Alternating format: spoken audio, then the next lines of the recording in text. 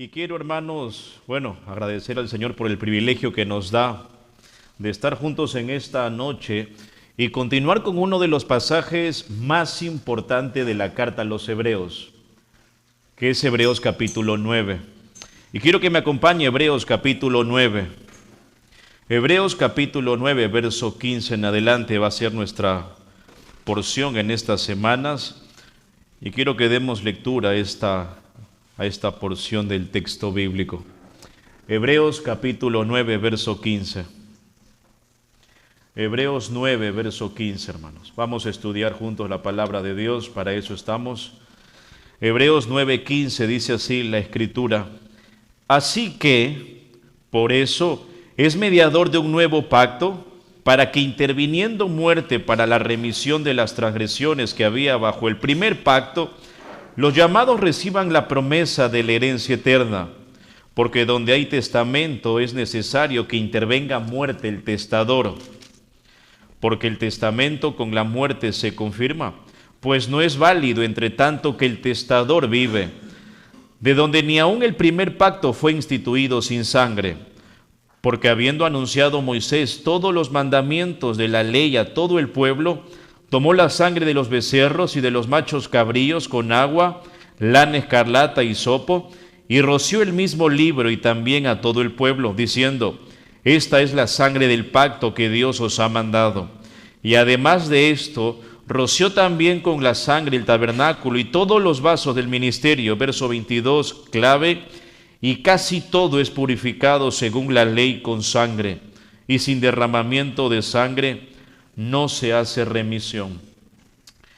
Esta porción de Hebreos 9, del 15 al 22, escuche, nos muestra la eficacia y la superioridad del nuevo pacto al salvar a creyentes del Antiguo Testamento y darles una herencia eterna, al igual que creyentes del nuevo pacto. Interesante. Hebreos 9, del 15 al 22, hermanos, lo repito, nos muestra la eficacia, la superioridad del nuevo pacto desde otra faceta, desde otro ángulo, al salvar a creyentes del antiguo pacto y darles una herencia eterna al igual que a los creyentes del Nuevo Testamento. De manera que el día de hoy continuamos viendo 4 características del sacerdocio del Señor Jesucristo que te motivarán a no rendirte ante las presiones del mundo. Lo vimos hace algunas semanas atrás. La primera de ellas, superioridad sobre los sacerdotes levíticos, versos 11 y 12. La segunda de ellas, superioridad sobre los sacrificios levíticos, versos 13 y 14.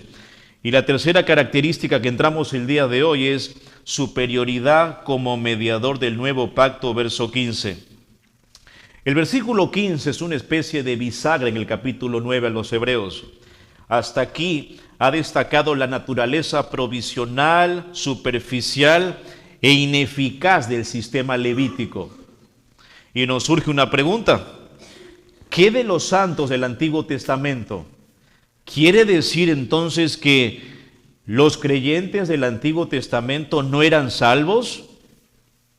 Quiero que vea el razonamiento del autor a los Hebreos en el versículo 15. Es muy interesante, hermanos. Verso 15, véanlo en su Biblia, Hebreos 9:15. Así que, por eso, también podemos traducirlo como por lo tanto, y básicamente esta conjunción apunta a los versículos del 11 al 14. Es como una retrospectiva. Por lo tanto, así que, por eso. Así que demos un repaso breve para situarnos bien. Versículo 11, ve el texto. Pero estos conectores, hermanos, son muy interesantes.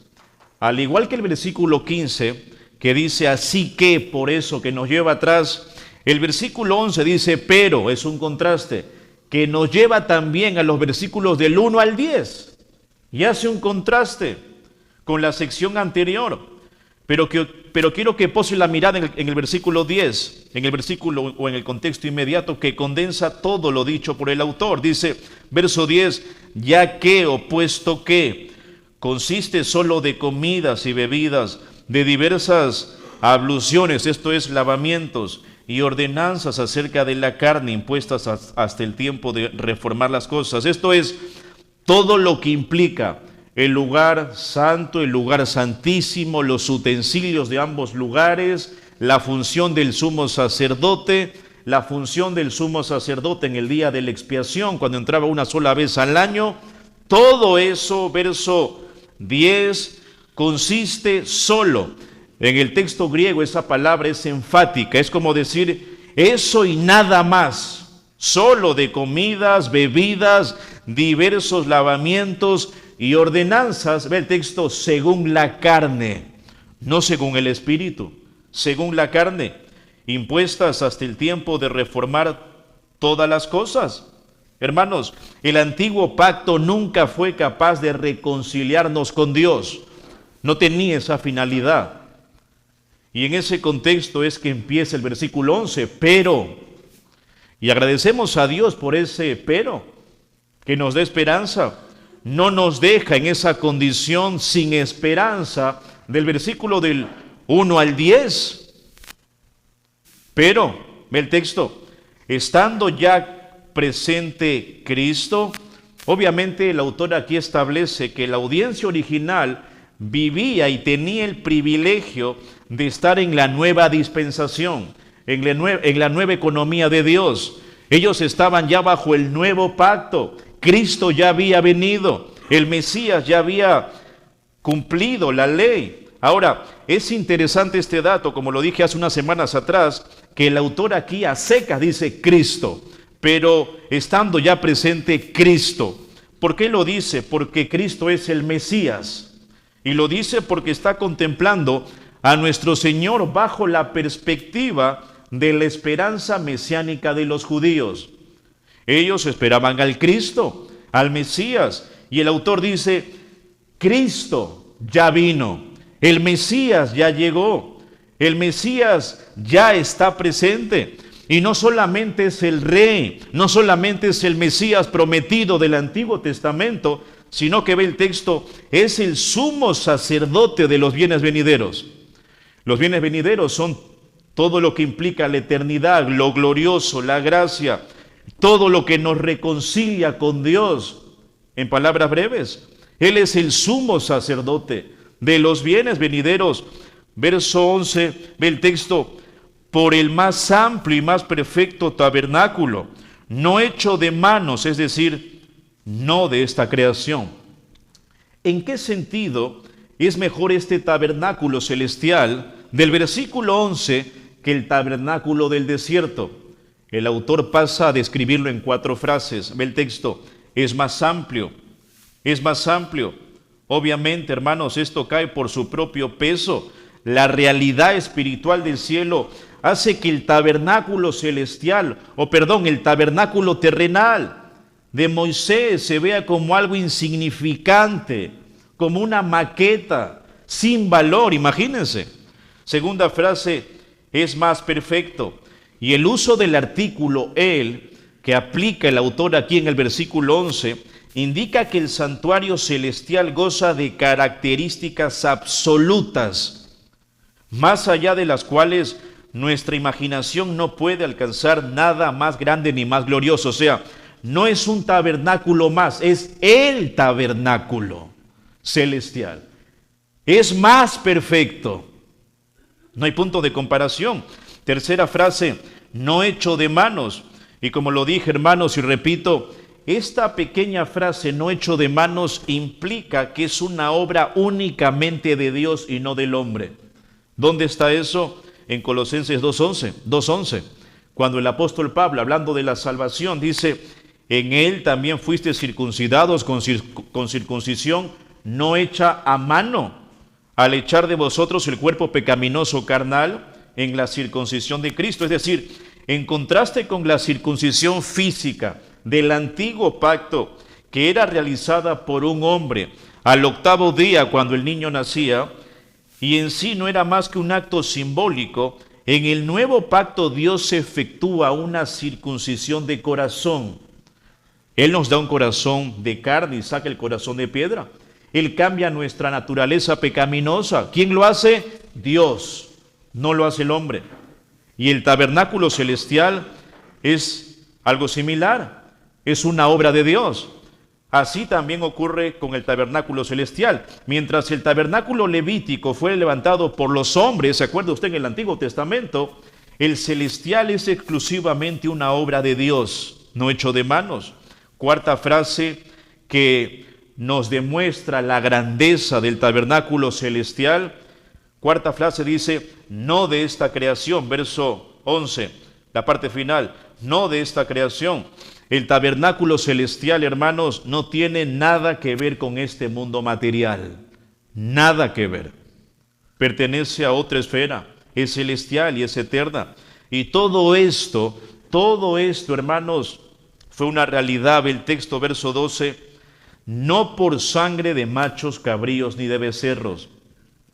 Esto nos muestra que el autor todavía sigue pensando en el día de la expiación. Él sigue teniendo su mente en el Antiguo Testamento y está comparando. El tabernáculo celestial no es por sangre de machos, cabríos ni de becerro, que son justamente las dos clases de sangre ofrecidas en el día de la expiación.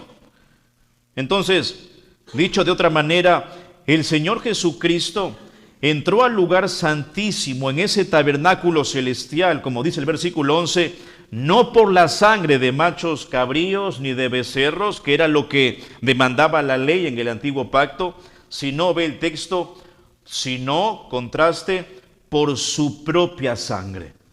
Entró una vez para siempre en el lugar santísimo. Y de esta última frase del versículo 12 podemos hacer algunas observaciones. Primero, su servicio es por su propia sangre, no por el sacrificio de animales, de acuerdo al contexto inmediato, verso 12, la parte A. Él no sacrificó toros, machos cabríos, becerros, no. El sacerdote fue el sacrificio. Increíble. Segunda observación, su sacrificio fue solamente una vez y para siempre. Dice, una vez y para siempre, verso 12. No tuvo necesidad de entrar y salir como los sacerdotes levíticos, ni de repetir el proceso cada año en el día de la expiación. Tercera observación, obtuvo permanente y eterna redención. Ve el texto, habiendo obtenido eterna redención.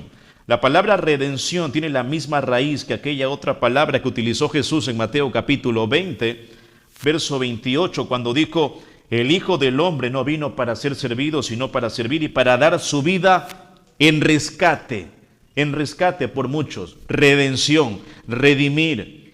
La idea es que con su sangre nuestro sacerdote ha pagado el precio completo y necesario para nuestra total y definitiva liberación, hermanos. No hay nada más que pagar. Él lo pagó todo. Éramos, recuerde usted, por naturaleza esclavos al pecado, hijos de ira por naturaleza, solamente nos inclinábamos a todo aquello que era contrario a la voluntad de Dios y bebíamos, como dice Job 15:16, bebíamos como agua la iniquidad. Esa era nuestra vida, pero Cristo ha puesto el precio, nos ha libertado, ha pagado el precio de su sangre al que tenía el imperio de la muerte. Recordemos Hebreos capítulo 2, la parte final, y nos ha librado del temor de la muerte. Esto es increíble. Primera los Corintios 6, usted lo conoce, ya lo hemos estudiado. El autor dice en el versículo 9, ¿no sabéis que los injustos no heredarán el reino de Dios? No erréis. Ni los fornicarios, ni los idólatras, ni los adúlteros, ni los afeminados, ni los que se echan con varones, ni ladrones, ni los borrachos, ni los maldicientes, ni los estafadores heredarán el reino de Dios. Verso 11, ve el texto. Y esto erais algunos, mas ya habéis sido lavados, ya habéis sido santificados, ya habéis sido justificados en el nombre del Señor Jesús y por el Espíritu de nuestro Dios, hermanos. Cristo, por su sangre, regresando a Hebreos capítulo 9, Él se ofreció como propiciación por nuestros pecados y ha obtenido para nosotros una eterna redención. Nos libró de la esclavitud del pecado, nos sacó de la inmundicia del hoyo en el cual estábamos vagando, pensando que estábamos camino al cielo cuando no era así. Por otro lado, de acuerdo al texto, la salvación que nos ofrece no es tal que hoy la tienes y mañana la pierdes. No es así. Es una salvación eterna, una redención eterna. Y es eterna en virtud del valor eterno de su sacrificio. Ve el contexto más lejano, Hebreos 5:9. Dice Hebreos 5:9, y habiendo sido perfeccionado, vino a ser autor de eterna salvación para todos los que le obedecen. Increíble. Segunda característica de 4, verso 13, véalo en el texto allí.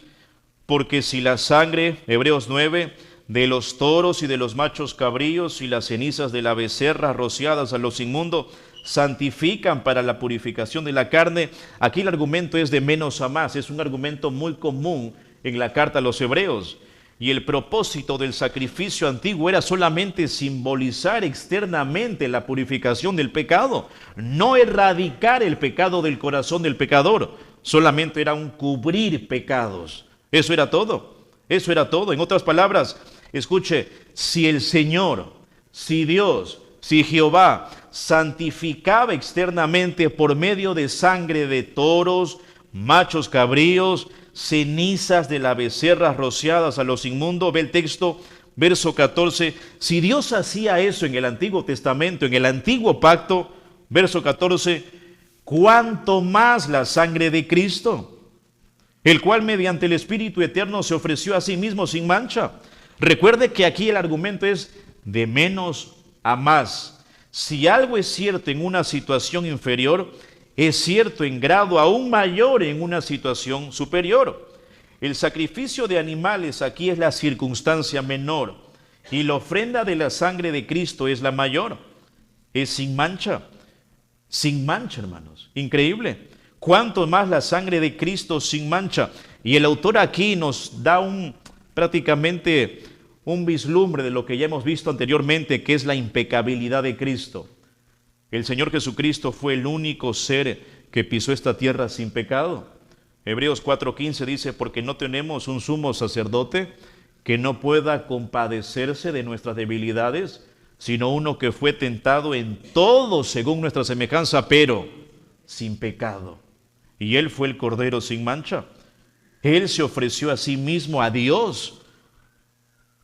Y si uno sigue leyendo el texto, dice, limpiará vuestras conciencias de obras muertas para que sirváis al Dios vivo.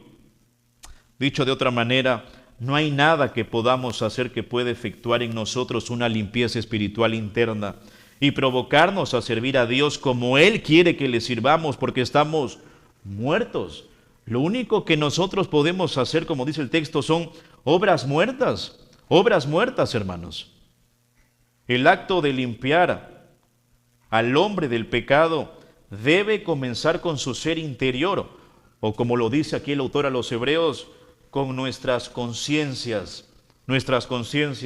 Esto básicamente refleja la naturaleza interna del hombre, la fuente contaminante del ser humano, su corazón. La triste realidad es que todo lo que hacemos en la carne participa de nuestra corrupción interior. Recuerde, la muerte no produce vida, ni la corrupción produce santidad. Nuestra única esperanza válida está en el sacrificio de Cristo. Y creemos que este sacrificio nos limpia de verdad, no solamente de manera superficial, sino en el corazón, en la conciencia, en el hombre interior, como lo llama el apóstol Pablo. Esto es interno. Ve el texto.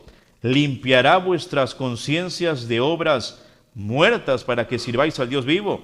La expiación de Cristo, hermanos, limpia completamente nuestras conciencias de tal manera que ya no tenemos el peso de nuestro pecado condenándonos día y noche ante Dios.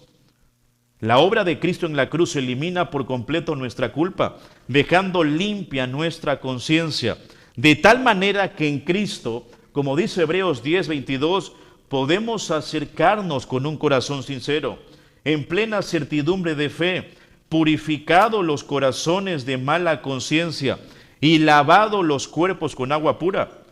De una manera más simple, la conciencia se refiere aquí a quitar el pecado del corazón. Tremendo. ¿Acaso eso podía ser logrado matando un animalito en el Antiguo Testamento? No se podía. Solamente la sangre de Cristo sin mancha lo pudo hacer. Ahora, muchas veces nosotros nos equivocamos, hermanos, y reducimos la doctrina de la soteriología y pensamos que la salvación es el fin. Y no es así. El propósito de todo no es que seamos salvos, como ya lo dije. Dios nos salvó con un propósito y fuimos salvos, ve el texto, para que sirvamos al Dios vivo. Tremendo. Verso 14. Sirvamos al Dios vivo. El autor concluye esta sección del 9, del 1 al 14, con una aplicación a sus oyentes en su referencia a la limpieza de nuestras conciencias para que sirvamos al Dios vivo. Y el uso aquí de la palabra sirváis es prácticamente una vida consagrada en obediencia a la palabra de Dios. Como lo dijo Lutero, y cito, sin Cristo no se sirve a Dios. Entonces, todo lo que hacen las sectas, los testigos de Jehová, los mormones, adventistas, incluso muchos judíos que se quedaron en el antiguo pacto, creyendo que están sirviendo a Dios, no lo están haciendo. La única verdad, el único camino es Cristo. Nadie llega al Padre si no es por mí. Juan 14:6. Sin Cristo no se sirve a Dios. Y hermanos, Cristo no murió para permitir la práctica impune del pecado, sino para liberarnos de sus ataduras y así permitir que vivamos vidas santas conforme al poder del Espíritu de Dios en nosotros. Y este es un tema muy recurrente en el Nuevo Testamento. En Romanos 14:9, el apóstol Pablo dijo, porque Cristo para esto murió y resucitó y volvió a vivir para hacer esto, Señor, curios, así de los muertos como de los que viven. En otras palabras, la consecuencia ineludible de beneficiarnos de su sacrificio es someternos al señorío de Cristo. Una preciosa doctrina, hermanos, una preciosa doctrina. Mire esto, a Jesús se le llama Señor en el Nuevo Testamento 747 veces, Señor, mientras que Salvador solamente aparecen 2 veces. Es increíble. Ahora, mucha gente genuinamente y otros, obviamente, falsamente creen que Jesús es su Señor, pero no es así. No es así. Algunos falsamente de palabra o de mente piensan que están bajo el señorío de Cristo, pero es una mentira. Recordemos Mateo 7:22. En aquel día muchos me dirán, Señor, Señor, ¿no profetizamos en tu nombre? ¿En tu nombre no echamos fuera demonios? ¿En tu nombre no sanamos? Yo les declararé, nunca los conocí, apartaos de mí, hacedores de iniquidad. Entonces, el señorío de Cristo lamentablemente es abrazado por mucha gente hoy, de palabra o de mente, pero falsamente. Aquellos que separan, hermanos, el creer en Cristo como Salvador y el someterse a Él como Señor, tienen problemas con muchas de las invitaciones bíblicas a la fe. Por ejemplo, mire Hechos capítulo 2, verso 21. Hechos 2:21. Dice el apóstol Pedro en Hechos 2:21, verso 21, y todo aquel que invocare el nombre del Señor será salvo. Verso 36, sepa pues ciertísimamente toda la casa de Israel que a este Jesús a quien vosotros crucificasteis, Dios le ha hecho Señor y Cristo. Capítulo 16, verso 31. De Hechos. Dice, recordemos este acontecimiento que está Pablo con Silas y evangelizando al carcelero de Filipos. Verso 31 dice, ellos dijeron, cree en el Señor Jesucristo y serás salvo tú y tu casa. Romanos 10, quizás uno de los pasajes más comunes al evangelizar. Romanos capítulo 10, verso 9 y 10 dice: si confesares con tu boca que Jesús es el Señor y creyeres en tu corazón que Dios le levantó de los muertos, serás salvo. Porque con el corazón se cree para justicia, pero con la boca se confiesa para salvación. Una persona que vive en rebeldía contra la autoridad de Cristo, una persona que no es consecuente entre su vida práctica y lo que profesa de labios o de mente, obviamente no reconoce a Jesús como Señor en ningún sentido, hermanos, en ningún sentido. Tito 1:16, el apóstol Pablo, hablando de los falsos maestros, dijo lo siguiente en Tito 1:16, texto clave para esto, dijo: profesan conocer a Dios, pero con los hechos lo niegan. Hoy día el mundo cristiano ha prácticamente tergiversado, hermanos, ha desnaturalizado lo que es la salvación y ha dividido la salvación en Cristo es Salvador, pero no necesariamente Señor. Entonces, yo puedo vivir como quiero, pero sin rendirles cuentas a Él, sin obedecer su palabra, sin someterme en obediencia a Él y creer que voy al cielo cuando no es así. No es así. Escuche lo que dijo A.W. Tozer: exhortar a hombres y mujeres a que crean en un Cristo dividido es una mala enseñanza, porque nadie puede recibir a medio Cristo, ni a un tercio de Cristo, ni a un cuarto de la persona de Cristo. Cualquier mensaje que presente un Salvador, que sea menos que Señor de todo, no puede pretender ser el Evangelio según Jesucristo. Fin de la cita. Entonces, obviamente, regresando a Hebreos 9, lo que el autor quiere martillar aquí es justamente esta preciosa doctrina, el señorío de Cristo. Dios los salvó a ustedes, ¿para qué? Para que lo sirvan. Esto es, para que le obedezcan, para que se sometan a su señorío, a su autoridad. Él es el dueño. En esto consiste la salvación, en volver a una relación correcta con Dios en la que Él ejerce su dominio y nosotros obedecemos. Por lo tanto, según este texto, hermanos, Cristo no murió para facilitarme mi pecado, sino para que me someta a su señorío. Además, de acuerdo a Hebreos 9:14, tenemos una conciencia limpia, pero esta limpieza no es el fin mismo, sino es un medio que nos capacita para otra cosa. Ve el texto: para que sirváis. Esto es, para que obedezcas la palabra de Dios, para que pongas a un lado tus proyectos, lo que tú piensas que es verdad, y vengas al texto bíblico y veas lo que Dios dice y te sometas a Él en obediencia a la palabra. Servir al Dios vivo. Regresando a Hebreos 9:15, ve el texto. Así que, Hebreos 9:15, en otras palabras, debido a que el Cristo entró en la presencia de Dios, debido a que el Cristo limpió la conciencia de los pecadores mediante su sangre para que sirvan, ve el texto, es mediador de un nuevo pacto.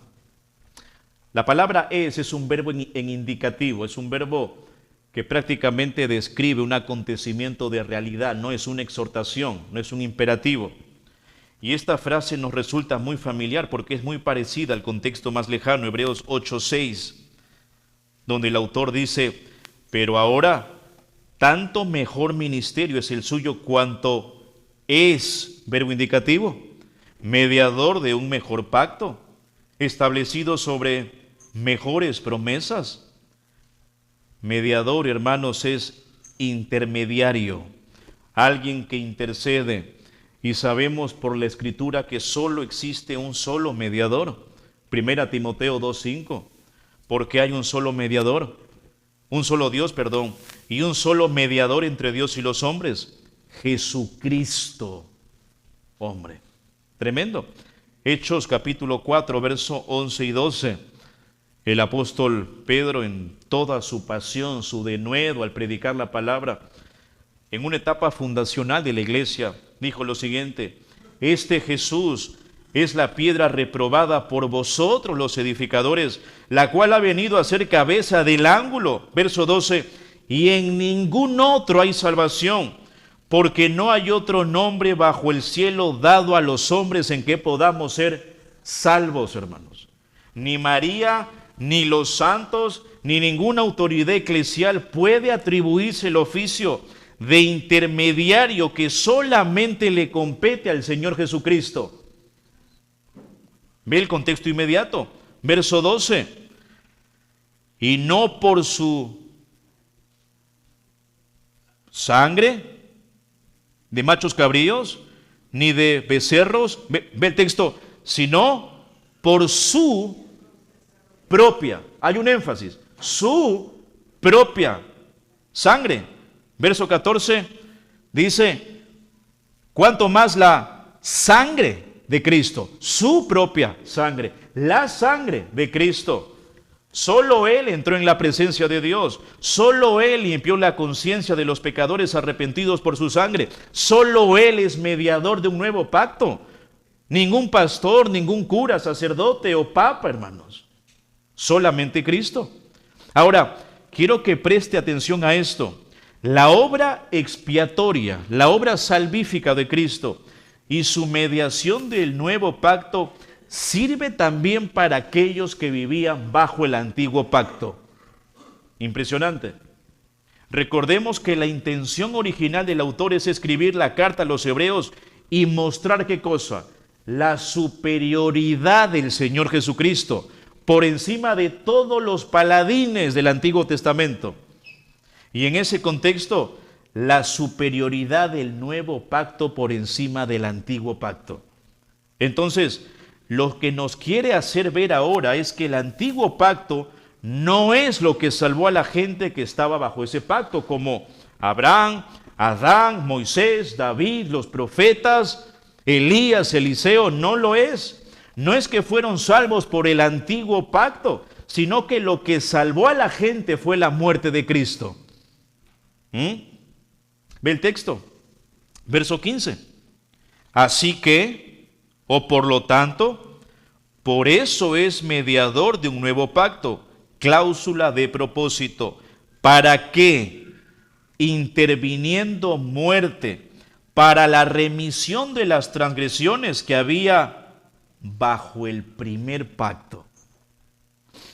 Este verso, hermanos, tiene prácticamente el mismo tenor que Romanos 3:25, donde Pablo allí en su tratado teológico, en Romanos 3:25, dijo esto: a quien Dios puso como propiciación por medio de la fe en su sangre, para manifestar su justicia, escuche, a causa de haber pasado por alto en su paciencia los pecados pasados, esto es, los pecados de los creyentes del antiguo pacto. De alguna manera en el Antiguo Testamento Dios estaba cubriendo los pecados involuntarios hasta que Cristo pudiese venir y erradicar no solamente los pecados involuntarios, sino la rebelión nuestra, nuestras transgresiones. Hermanos, este pasaje de Hebreos 9:15 y Romanos 3:25, quizás para hacerlo más sencillo, es como que Dios estuviese esperando, soportando pacientemente el sacrificio de Cristo en el año 30, y en ese momento ese sacrificio fue tan efectivo y eficaz que prácticamente cubrió la multitud de pecados, tanto de creyentes del Antiguo Testamento, creyentes en el tiempo presente de la cruz y creyentes futuros. O sea, toda la historia tiene un antes y un después en la cruz del Señor Jesucristo. Increíble.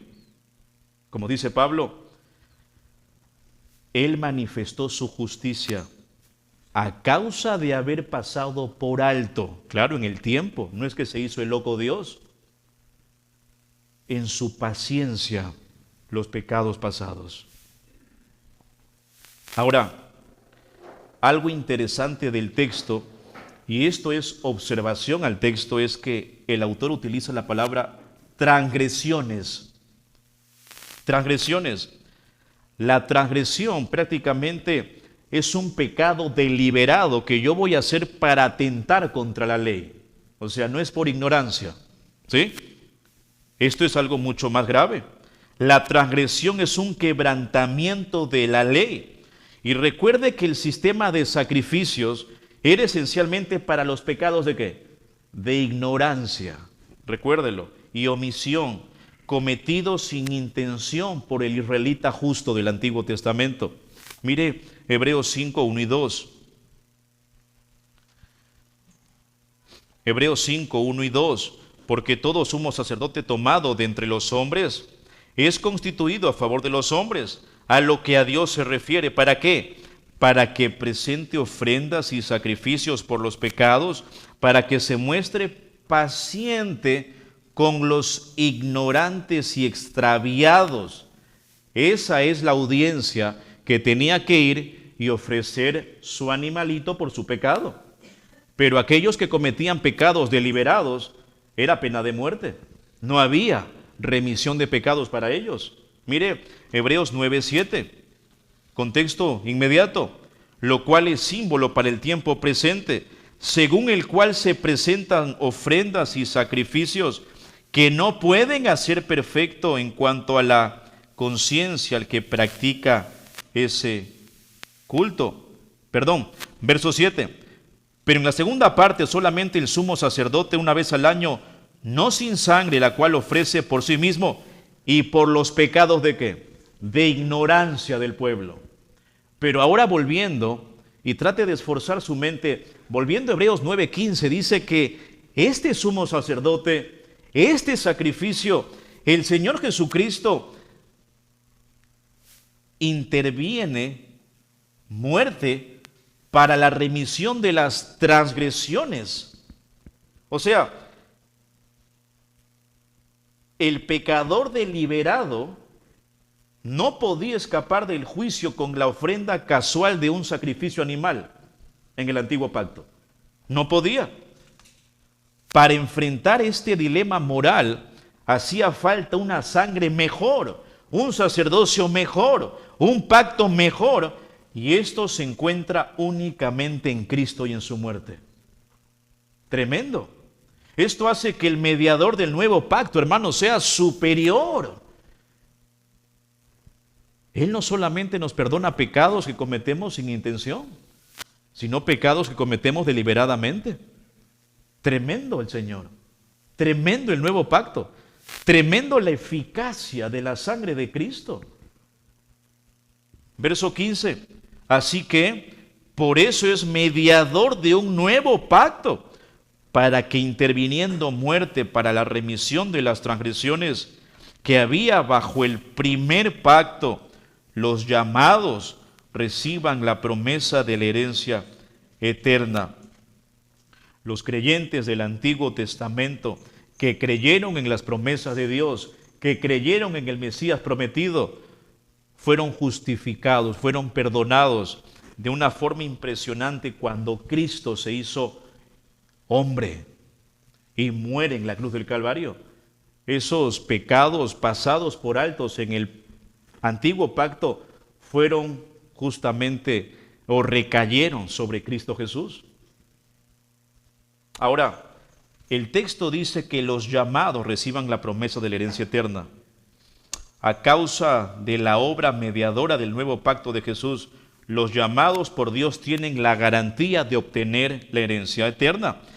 Aquí los llamados es probablemente el significado más común que le da el apóstol Pablo, y es el llamado eficaz. El llamado eficaz. Lo vemos en Romanos 8:30, cuando Pablo dice, y a los que predestinó, a estos también llamó, y a los que llamó, a estos también justificó. O en 1 Corintios 1:9, cuando Pablo dice, fiel es Dios por el cual fuisteis llamados a la comunión con su Hijo. O Efesios 4:1, yo pues, preso en el Señor, os ruego que andéis como es digno de la vocación con que fuisteis llamados, pasajes que designan la llamada poderosa, transformadora y eficaz de Dios en la vida de un cristiano, hermanos. Este llamado es un llamado irresistible. No es el llamado del predicador.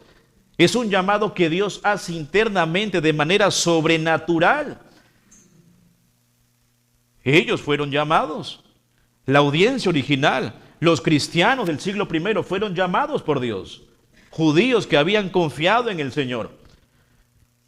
Y había una promesa de herencia eterna. El término aquí, herencia, es mejor traducirlo como posesión. Una herencia no es algo que nosotros tenemos la facultad de elegir, sino algo que el testador deja a sus hijos. Ahora, ¿qué es lo que Dios dejó para darles a sus hijos? De acuerdo al texto, una herencia eterna. Por ende, es infinita. Y esto comprende, hermanos, los cuerpos glorificados, el reino milenial con Cristo aquí en la tierra, y todo lo que esto implica, cielos nuevos, tierra nueva. Increíble. Ahora, continuando con Hebreos 9, el autor pasa y hace un cambio del marco religioso al marco legal. Tremendo es el autor a los Hebreos.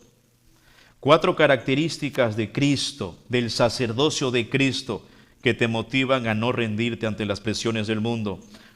Superioridad sobre los sacerdotes levíticos, versos 11 y 12. Superioridad sobre los sacrificios levíticos, versos 13 y 14. Superioridad como mediador del nuevo pacto, verso 15. Cuarta y última característica, superioridad de la sangre del nuevo pacto.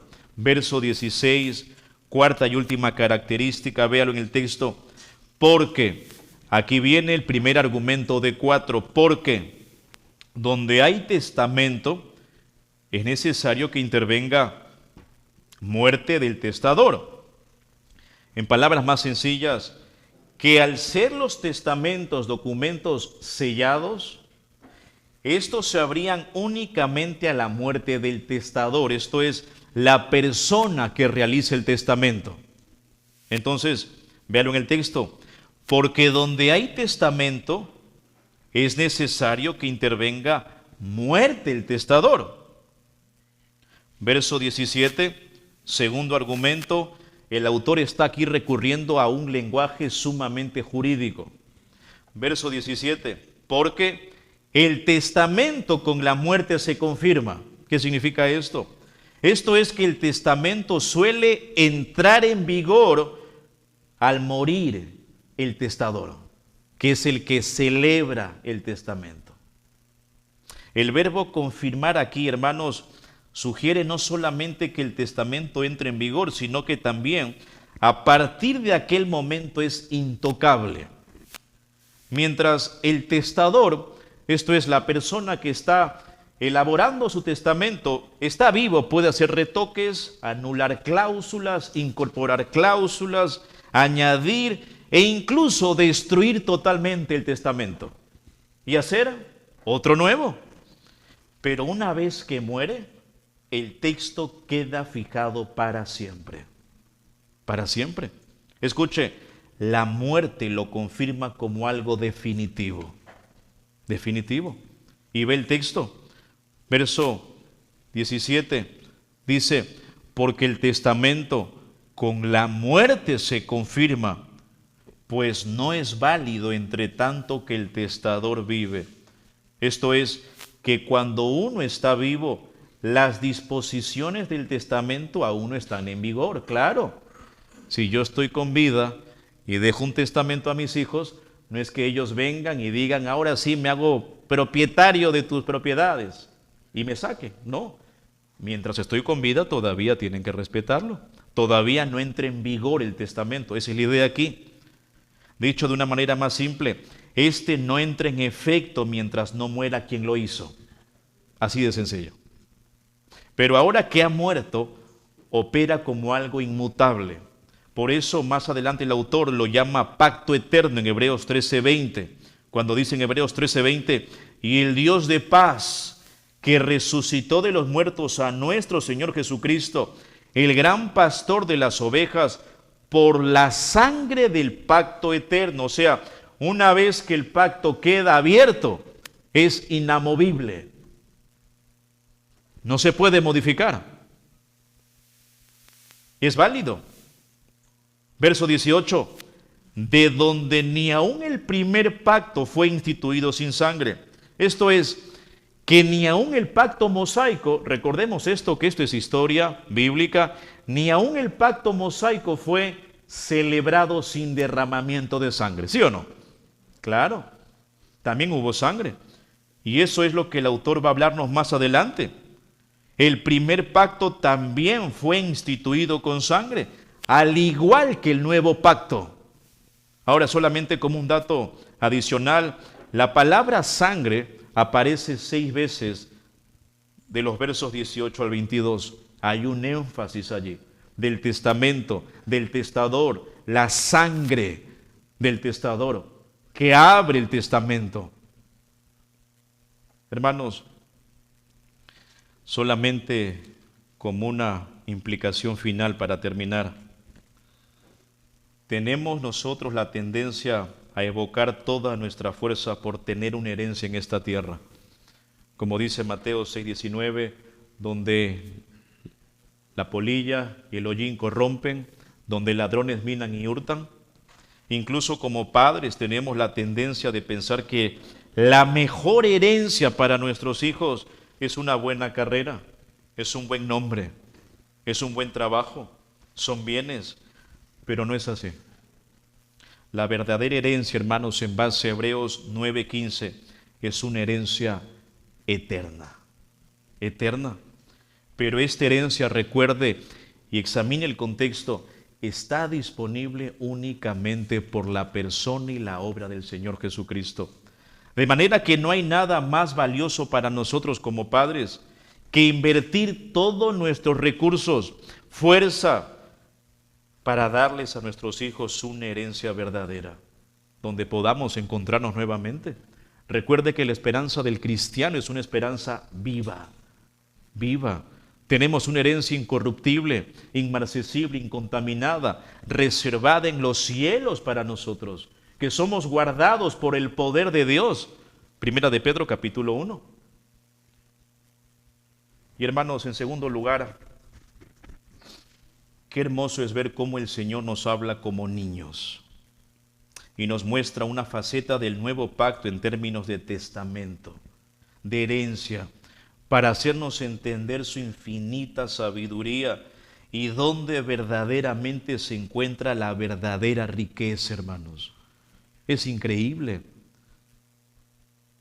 En este mundo en el cual vivimos, mucha gente persigue herencias, se mata por herencias, entre hermanos, entre familias.